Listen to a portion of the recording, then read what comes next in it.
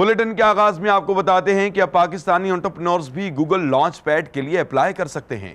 बताया जा रहा है कि चुने गए एंटरप्रेन्योर्स को गूगल के हेडक्वार्टर में ट्रेनिंग दी जाएगी, जहां गूगल की 20 से ज्यादा टीमें उन एंटरप्रेन्योर्स की ट्रेनिंग करेंगी। मजीद बड़ा, इस ट्रेनिंग का दौरानिया 6 माह पर मुश्तमिल होगा।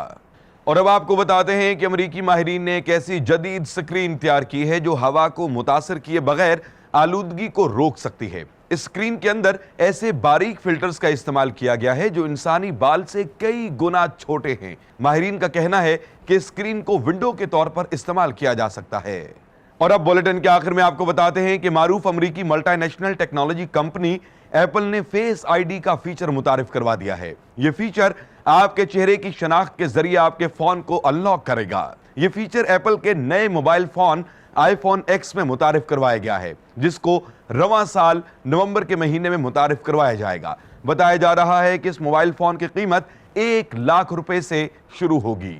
इसके साथ ही MIT टेक्नोलॉजी रिव्यू पाकिस्तान के न्यूज स्टूडियो से अपने मेजबान GM शाह को इजाजत दीजिए। अल्लाह निगहबान।